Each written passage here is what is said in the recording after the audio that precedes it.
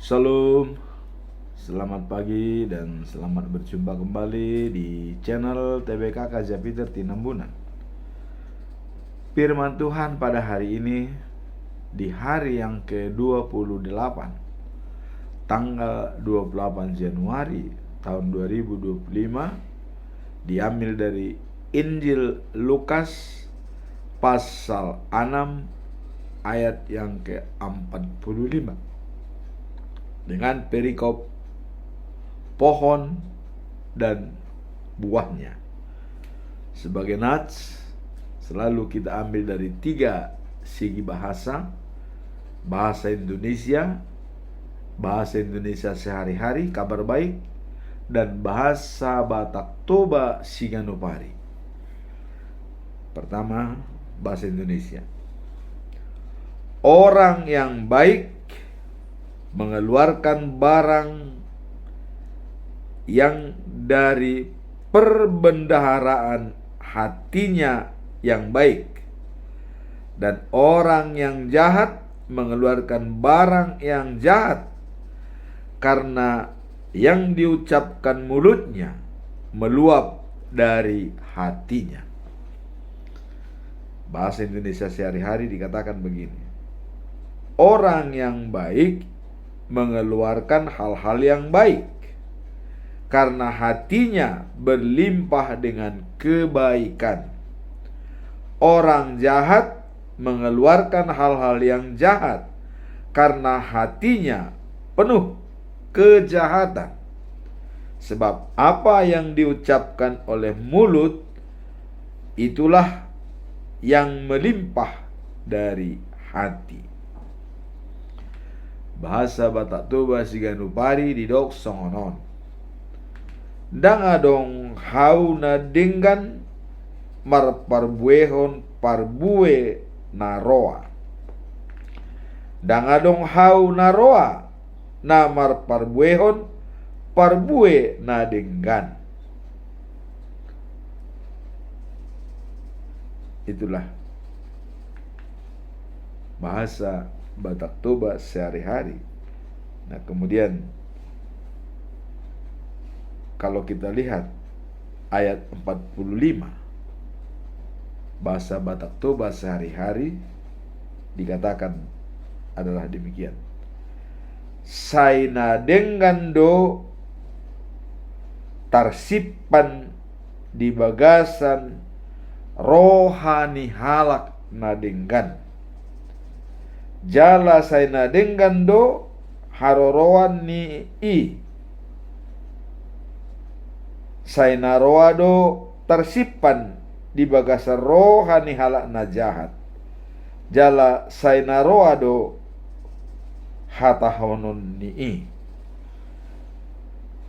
Demikian firman Tuhan.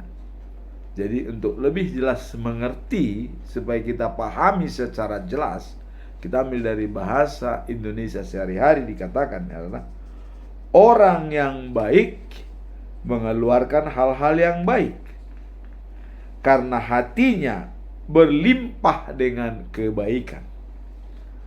Orang jahat mengeluarkan hal-hal jahat karena hatinya penuh dengan kejahatan. Sebab apa yang diucapkan oleh mulut, itulah yang melimpah dari hati. Dalam bahasa Batak Toba dikatakan sehari-hari, nadenggan tersipan di bagasa rohani halak nadenggan. Jala say nadenggan haruar nii. Say naroado tersipan di bagasan rohani halak najahat. Jala say naroado hatahon nii.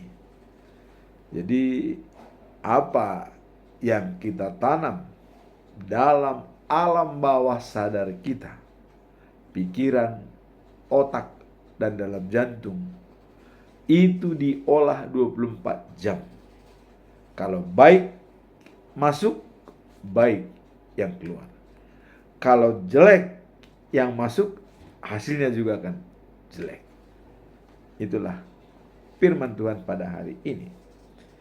Nah, sekarang kita masuk dalam bacaan pagi Diambil dari kitab Yosua pasal 19 ayat 1 sampai dengan 23. Daerah yang ditunjuk untuk suku Simeon, untuk Zebulon, dan untuk Isasar. Jadi 3 suku dibagi tanah yang sudah direbut oleh bangsa Israel oleh Joshua, dan sebelumnya dibagi kepada Benjamin, ya. Pembagian pertama. Jadi pertama kepada Benjamin, kedua kepada Simeon, ketiga kepada Zebulon, dan keempat kepada Isasar. Apa yang mau kita lihat dari perikop ini?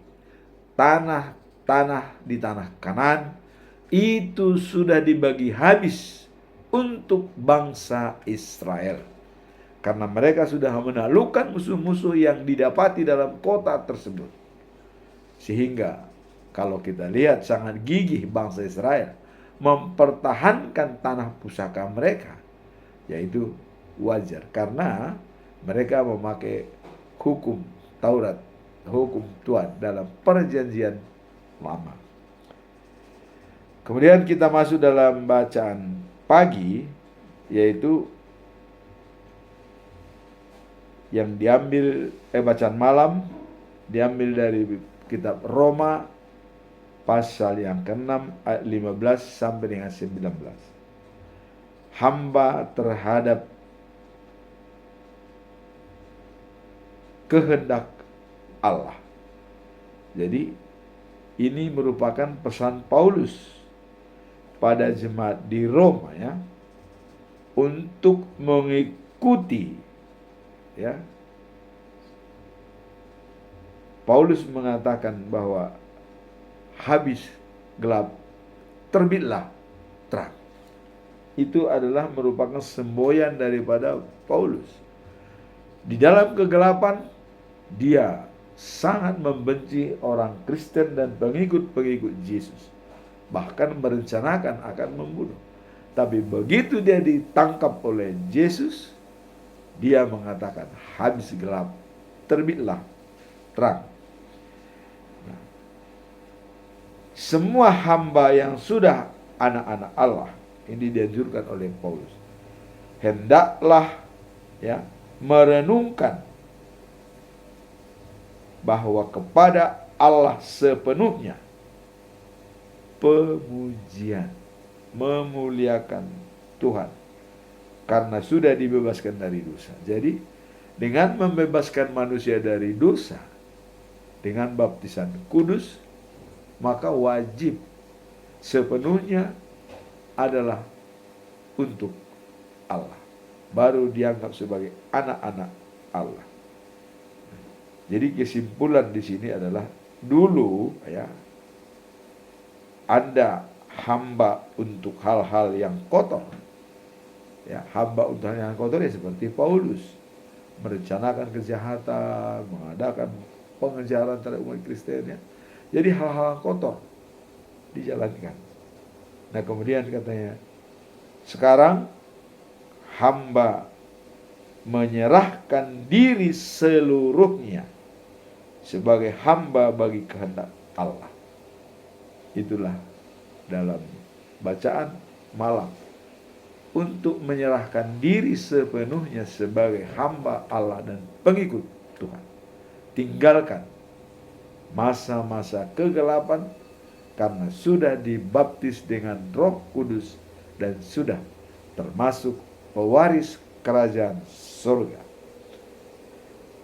Sekarang kita masuk dalam perikop hari ini. Namun sebelum perikop hari ini, kita telah mengumandangkan bahwa pedoman kita dalam bulan Januari itu ada topik yang sangat menarik, yaitu kesatuan panggilan dan melayani untuk kemuliaan Tuhan. Kesatuan panggilan itu dijabarkan dalam 1 Korintus pasal 12 ayat 12. Kenapa dikatakan ada kesatuan panggilan?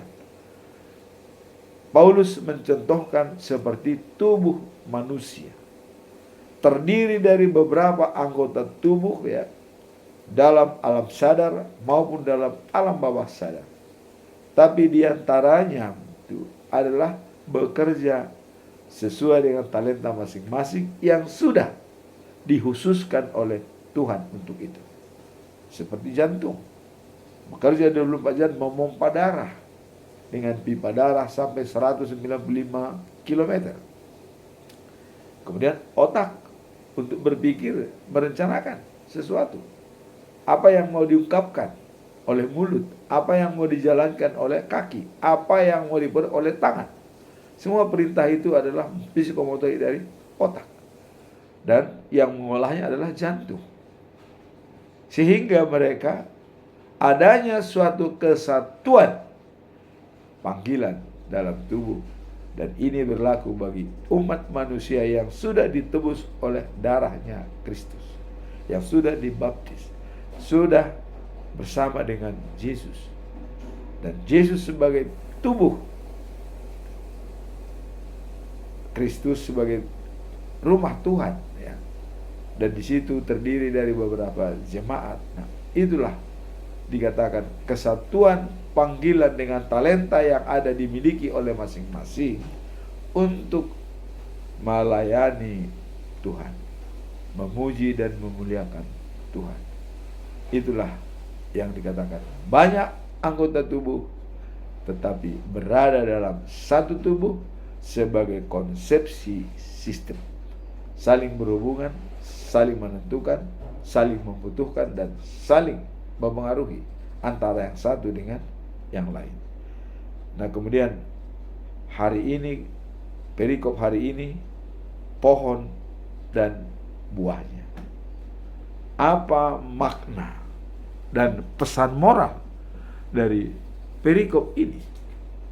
Nah, disinilah perlu kita melihat, ya, bahwa makna daripada perikop ini kita lihat adalah pentingnya keselarasan, ya, antara isi hati seseorang dan perkataannya. Jadi di sini dijaga integritas yang tinggi sesuai kata dan perbuatan. Pohon yang baik menghasilkan buah yang baik. Pohon yang jelek menghasilkan buah yang jelek. Jadi apa masuk dalam diri kita, itulah yang keluar sebagai implementasi interaksi bersama dengan orang lain. Kalau yang baik itu masuk, tentu yang keluar pun akan baik. Ini dah dikatakan terlihat pohon, ya, buahnya apakah menghasilkan baik apa tidak. Jadi makna di sini adalah, ya, pentingnya keselarasan antara isi hati kita dan perkataan kita dengan menyatakan bahwa orang baik mengeluarkan hal-hal yang baik dari perbendaharaan yang baik dalam dirinya. Jadi adanya tabungan, rekening bank emosional. Jadi kalau dia mengadakan setoran yang baik, maka itu akan dituai, ditarik. Jadi bukan tarikan setorannya. Kalau setorannya tarikan atau yang perkataannya yang tidak baik, menjelek-jelekan orang, tarikannya pun itu akan jelek. Itulah dikatakan kelihatan pohon dari buahnya. Kelihatan dia dari hasil buahnya. Nah, kemudian hal-hal yang baik dari perbendaharaan yang baik, ya. Kemudian orang jahat mengeluarkan hal-hal yang jahat. Apa maksud perikop ini? Ini menegaskan bahwa, ya, sifat dan karakter seseorang akan tertangkap melalui kata-kata dan tindakan yang ditunjukkan. Itulah. Ya. Jadi sifat, ya, dan karakter seseorang akan terungkap melalui kata-kata dan tindakan yang ditunjukkan. Jadi melalui kata-kata, melalui perbuatan dan tindakan, itulah gambaran sifat dan karakter seseorang. Maka ada istilah Batak mengatakan, ya, somalnado peyamna, peyamdo gawe baku. Artinya, kalau kebiasaan kita melakukan sesuatu hal-hal yang tidak baik, itu menjadi sifat dan karakter kita menuju hal-hal yang tidak baik. Tetapi kalau kebiasaan kita yang kita lakukan sehari-hari dengan baik, itu akan menghasilkan karakter yang baik. Jadi di sini dikatakan adalah tanam tuai. Tidak mungkin kita tanam jagung, kita petik singkong. Atau kita tanam padi, kita betik, ya, padi-padian, simarememe, seperti padi tapi bukan padi, ya. Nah, jadi apa yang kita tanam, itulah yang kita tuai. Nah, sekarang kita melihat apa pesan moral dari perikop ini. Kalau tadi kita lihat maknanya adalah tabur tuai, nah sekarang pesan moralnya apa? Mari kita lihat. Pentingnya, ya, introspeksi dan menjaga hati kita. Jadi ada introspeksi dan menjaga pergerakan hati kita, seperti yang diajarkan dalam Amsal pasal 4 ayat 23. Jadi menjaga hati, introspeksi hati, ya, dan kemudian jangan kebablasan. Jadi di sini dikatakan dalam Amsal 4 ayat 23 dikatakan bahwa, ya, jagalah hatimu dengan segala ketekunan. Jadi harus tekun menjaga hati itu, bukan seradak seruduk. Jagalah hatimu dengan segala ketekunan, karena dari situlah terpancar kehidupan. Jadi kehidupan itu terpancar dari hati, yang makanya kita juga memberi dengan hati yang tulus, bukan hati yang kasar. Karena dari sanalah terpancar kehidupan, ya, dari sana. Nah, hati yang penuh dengan kebaikan akan menghasilkan perkataan yang baik. Tapi hati yang benci, ya, atau kejahatan akan mengeluarkan perkataan yang merugikan orang lain. Inilah pesan moral yang dapat kita simak dari perikop ini. Jagalah hatimu dengan segala ketekunan. Tekun, ya. Karena dari situlah terpancar kehidupan. Kalau dari hati itu terpancar kehidupan, maka wajiblah kita menjaga agar tidak semena-mena, tidak sembrono, ya. Nah, karena dari situlah terpancar kehidupan, ya, dan juga hati yang penuh dengan kebaikan akan mengeluarkan yang baik. Tapi hati yang penuh dengan kejahatan akan mengeluarkan kejahatan. Nah, inilah masukan, inilah yang diolah oleh alam bawah sadar kita, ya, diolah dengan baik. Dia bekerja 24 jam. Dan setelah ini diolah dalam bawah sadar, maka dia mengeluarkan melalui mulut kita Disinilah dikatakan peran daripada otak, pikiran, dan jantung untuk mengolah semua masukan yang kita berikan dalam diri kita. Apakah kita berpikiran positif? Apakah kita berpikiran negatif? Nah, dua hal yang sangat bertentangan. Kalau kita berpikiran positif akan diolah dengan baik dalam tubuh kita, jantung, otak, dan juga pikiran, dia akan mengeluarkan hasil yang baik. Tetapi kalau hal-hal yang jelek kita tanamkan dalam otak kita, pikiran kita, dan jantung kita, dia diolah menjadi produk yang jelek. Jadi produk yang baik kita masukkan dalam diri kita akan diolah dan dihasilkan juga produk yang baik. Jadi ada istilah tabur tuai. Apa yang kita tabur, itulah yang kita tuai. Jadi Amsal 4 ayat 23 ini ya, sangat menggambarkan ya, untuk menjaga hati kita supaya tetap baik-baik ya. Karena itulah menentukan jalan kehidupan kita. Mau jadi apa kita kemudian? Kita tidak tahu. Nah, maka yang kita tahu hanyalah melayani, karena itu yang bisa kita kerjakan pada saat ini.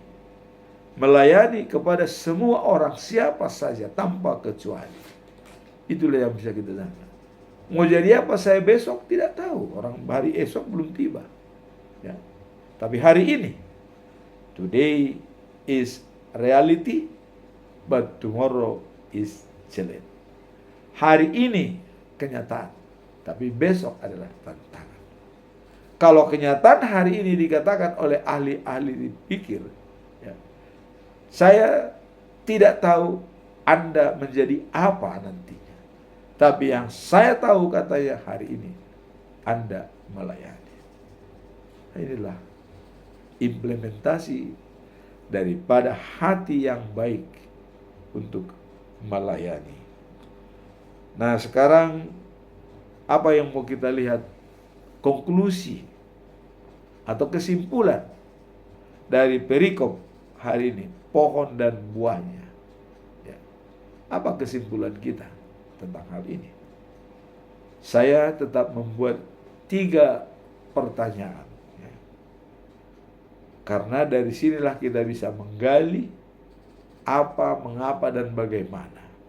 Sehingga jawabannya menjadi jelas. Kognitif, ya, psikomotorik, dan juga ya, afeksi, menimbulkan perasaan dan perilaku juga nyata, ya, jelas, tidak abu-abu. Pertanyaan pertama saya coba mengajukan, sebenarnya ya, seberapa besar pengaruh kondisi hati terhadap hubungan sosial ya, yang dijalani saat ini. Nah, jadi di sini ada yang namanya kondisi pengaruh hati terhadap hubungan sosial. Nah, bagaimana? Seberapa besarkah pengaruhnya antara hati dan hubungan sosial yang dijalani saat ini? Ini yang perlu kita bahas. Dan kondisi hati memiliki anugerah yang sangat besar terhadap hubungan sosial yang kita jalani. Jadi pengaruh ya, atau anugerah yang kita terima, hati itu memiliki pengaruh besar terhadap hubungan sosial. Karena bagaimana buah hati kita, bagaimana isi hati kita, itu sangat berpengaruh besar dalam berhubungan. Kalau bad mood, hati kita itu jelek, hubungan pun bisa menjadi jelek. Tapi kalau hati kita sudah dimulai hal-hal yang baik, maka akibatnya pun akan menjadi baik. Itulah dikatakan seberapa besar pengaruh kondisi hati terhadap hubungan sosial. Ini sangat besar, karena berinteraksi langsung. Apa yang kita berbuat, itu yang akan kita tuai. Jadi kondisi hati memiliki anugerah yang sangat besar. Sangat besar, berarti sangat besar sekali ya, terhadap hubungan sosial yang kita jalani. Jadi pengaruh hati itu sangat besar terhadap hubungan sosial kita, berinteraksi dengan orang lain ya. Nah, termasuk di dalamnya interaksi dengan orang lain dan cara kita merespon ya situasi di sekitar kita. Jadi ada istilahnya ini, melihat situasi sekitar ya, dan juga merespon ya interaksi kita dengan orang lain. Apa diperbuat mereka? Apakah kalau mereka berbuat jahat, kita balas dengan kejahatan? Dan hanya kalau mereka berbuat baik, kita balas dengan kebaikan? Inilah seberapa besar pengaruh kondisi hati terhadap hubungan sosial. Ini yang perlu kita jaga, supaya tetap punya integritas yang tinggi, sesuai kata dan perbuatan. Nah, di sini Amsal pasal 4 ayat 23 dikatakan, jagalah hatimu dengan segala kuasa ya padamu, karena disitulah terpancar kehidupan. Jadi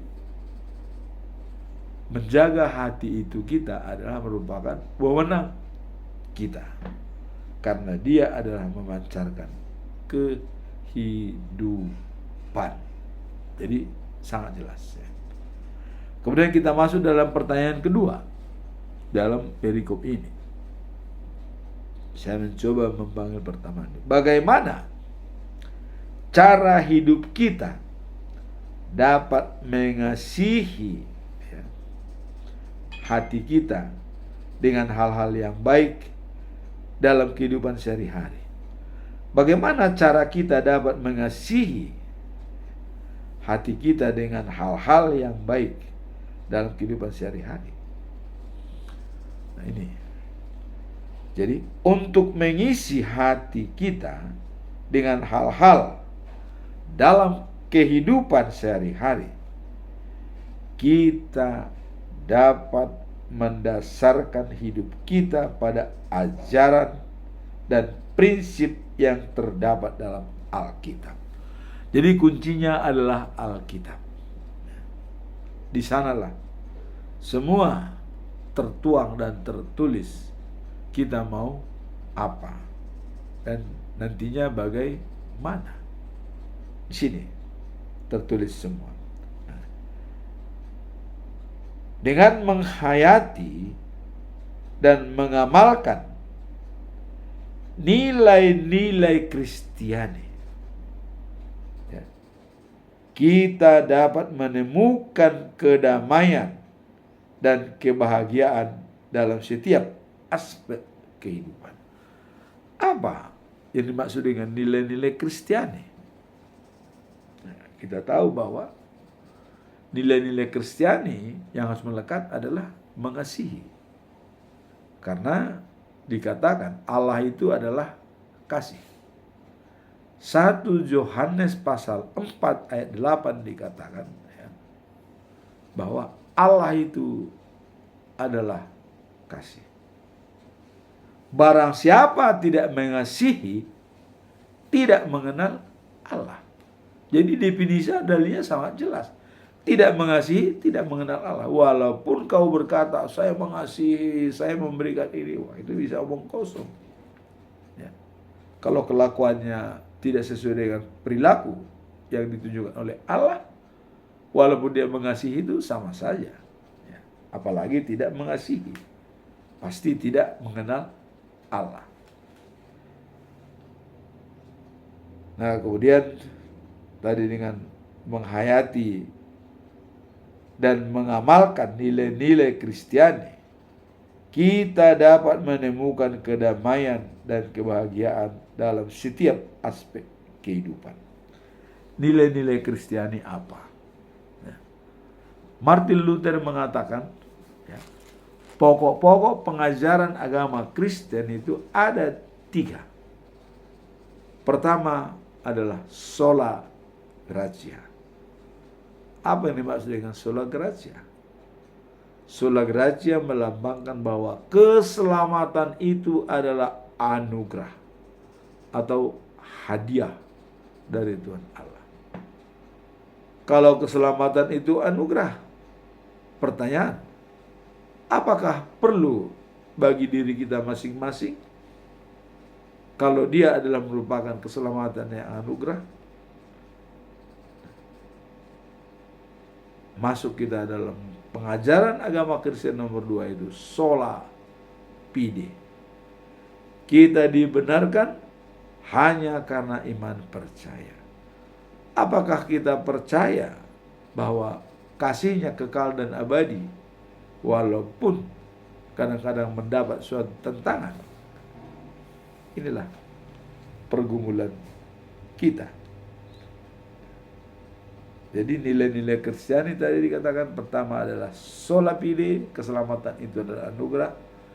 Yang kedua, yang pertama adalah sola gratia, keselamatan anugerah. Yang kedua sola fide, kita dibenarkan berdasarkan iman.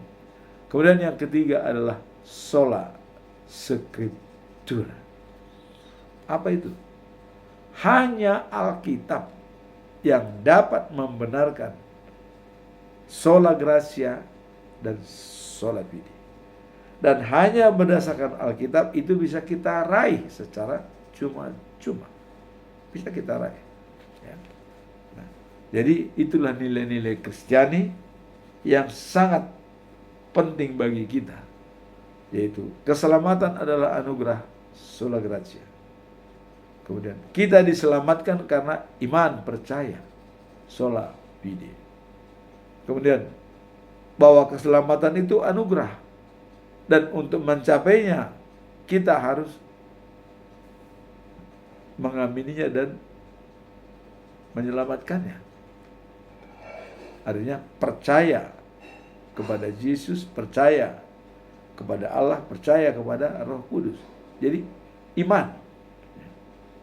Imanlah dasarnya. Kita dibenarkan karena iman. Untuk mengetahui bahwa keselamatan itu anugerah dan kita dibenarkan karena iman hanya dalam sola scriptura atau Alkitabiah. Hanya di Alkitablah yang bisa dia lihat keselamatan adalah anugerah dan kita dibenarkan berdasarkan iman. Ada di Alkitab semuanya.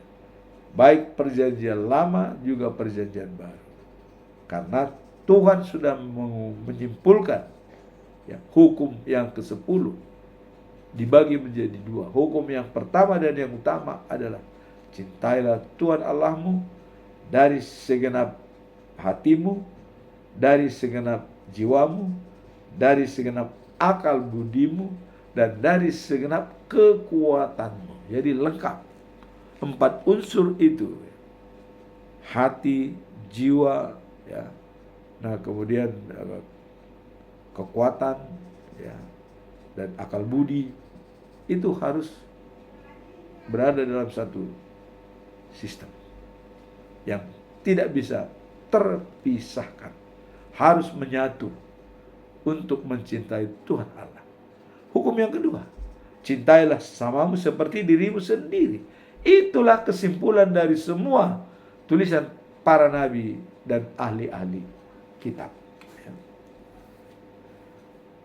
Nah, kemudian dengan menghayati, ya, dalam Filipi pasal 4 ayat 8 dikatakan begini. Terakhir saudara-saudara, jadi apapun, nah ini sudah menentukan sendiri, apapun yang benar, apapun yang mulia, apapun yang adil, apapun yang suci, dan apapun yang manis, apapun yang patut dipuji. Jika ada suatu kebajikan dan jika ada suatu pujian, pikirkanlah semua itu. Jadi dalam Filipi pasal 4 ayat 8 Tuhan, apapun ya, sudah ditetapkan dalam perikop ini. Kemudian ayat ini mengingatkan kita supaya bagaimana? Supaya kita fokus pada pikiran yang positif dan hal-hal yang baik dalam hidup kita. Jadi di sini sudah digarisbawahi ya. Kalau tadi dikatakan dalam Filipi pasal 4 ayat 8, apapun ya. Di sini ditegaskan bahwa ayat ini mengingatkan kita untuk fokus pada pikiran yang positif. Berpikirlah positif. The imaging thinking result of positive. Pendapat daripada Roosevelt. Berpikir positif. Dan Norman Peale mengatakan the imaging thinking result of positive. Berusaha, benar-benar berusaha. Berbuat, benar-benar berbuat. Berdoa, benar-benar berdoa. Hal-hal inilah yang harus masuk dalam alam bawah sadar kita.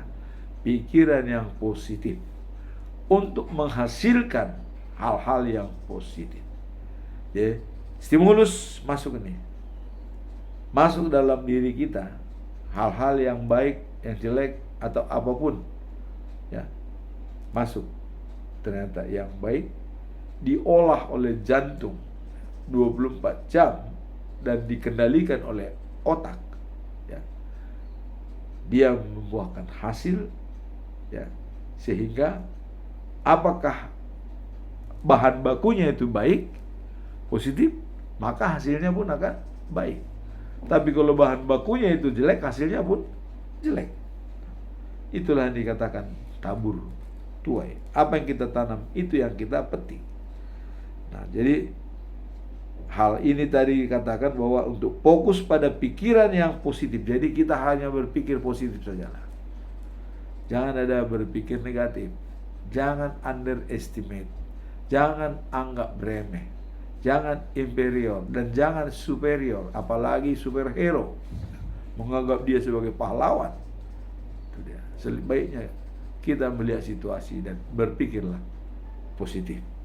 Itulah kesimpulan daripada pertanyaan yang kedua, yaitu bagaimana cara kita, hati kita dengan hal yang dapat mengasihi kehidupan sehari-hari.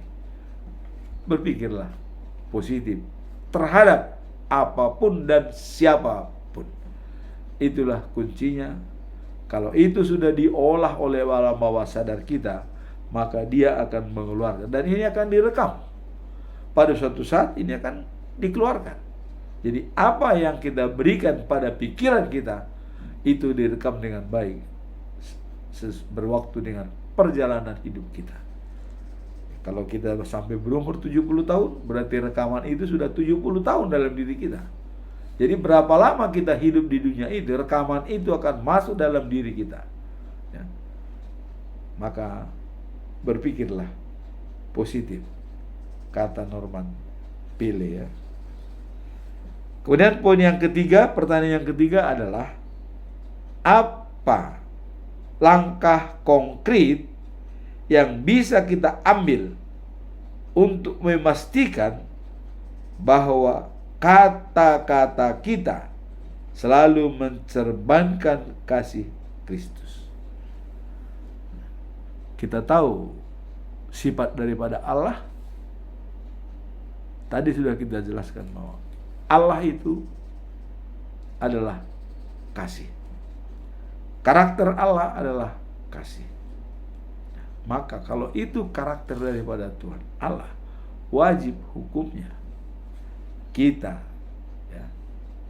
meneladaninya dan mencontoh karakter daripada Allah, yaitu kasih. Sebab 1 Yohanes pasal 4 ayat 8, Allah itu adalah kasih. Barang siapa tidak mengenalnya, atau barang siapa tidak memiliki kasih, dia tidak memiliki, maka dia sendiri tidak mengenal Allah. Walaupun dia berkoar-koar memberitakan firman Tuhan segala macam, tapi kalau dia tidak memiliki kasih, maka sia-sia apa yang dijalankan, karena dia tidak mengenal Allah. Kalau kita sudah tidak kenal dengan Allah, terus apa yang mau kita harapkan dalam hidup ini? Ya, mau kemana kita? Tidak jelas. Jadi orang tujuan hidupnya tidak jelas, itu akan semakin kabur. Ya, jadi pertanyaan ketiga ini ya, untuk mencerminkan kasih Kristus, ya. Jadi apa langkah konkret yang bisa kita ambil untuk memastikan bahwa kita tidak mengeluarkan kata-kata yang kotor, atau memastikan kata-kata yang kita keluarkan selalu mencerminkan kasih Kristus. Inilah yang harus kita jawab. Saya mempunyai pandangan bahwa langkah konkret untuk memastikan, jadi langkah konkret untuk mencari kepastian bahwa kata-kata kita mencerminkan kasih Kristus. Jadi untuk langkah konkret memastikan bahwa kata-kata kita sesuai dengan kasih Kristus, adalah dengan melakukan pengajaran dan contoh yang Yesus berikan dalam hidupnya. Inilah merupakan langkah-langkah konkret yang harus kita lakukan untuk memastikan bahwa kita tidak mengeluarkan kata-kata yang salah atau kotor.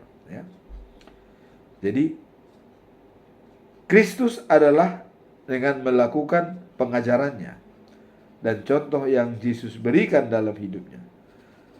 Kalau kita lihat dalam 1 Korintus pasal 13 ayat 4 sampai dengan 7 mengajarkan tentang cinta yang sabar dan pengertian. Jadi apa langkah konkret yang bisa kita ambil? Adalah sabar dan pengertian. Selain itu penting untuk merenungkan bagaimana kata-kata kita mempengaruhi orang lain, apakah dengan kata positif, apakah dengan kata kotor. Kita lihat stimulus yang ada.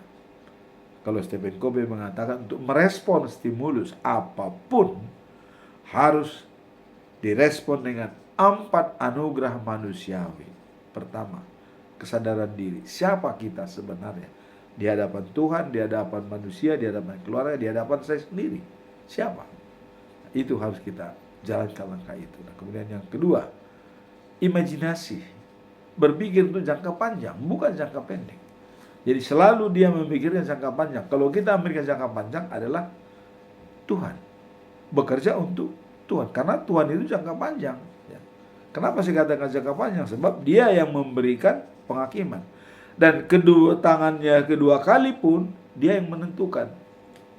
Nah, jadi bagi kita Tuhan itu adalah merupakan imajinasi dalam diri kita bahwa dia adalah pemelihara jangka panjang. Jadi di sini dikatakan bahwa bagaimana kata-kata kita ya mempengaruhi orang lain dan berusaha untuk berkata-kata baik, menghindari kata-kata kasar atau ya menyakiti, melainkan berbicara dengan kelemah lembutan dan kasih sayang. Paulus mengatakan apabila dia bertemu dengan jemaat, dia sangat lembut. Artinya karena dalam penangkapan orang waktu kita face to face itu bisa bermacam-macam. Karena memori yang menangkap dalam diri kita itu bisa kurang sempurna. Walaupun setiap mendengar untuk memahami, setiap berbicara untuk dipahami. Tapi bagi usia yang lanjut ini bisa, memorinya bisa beralih yang tidak stabil ya. Nah, jadi di sini dikatakan dalam Efesus 4 ayat 29 ya. Dikatakan begini. Bila berbicara, janganlah memakai kata-kata yang kotor. Ya. Pakailah kata-kata yang membina dan memberi pertolongan kepada orang lain.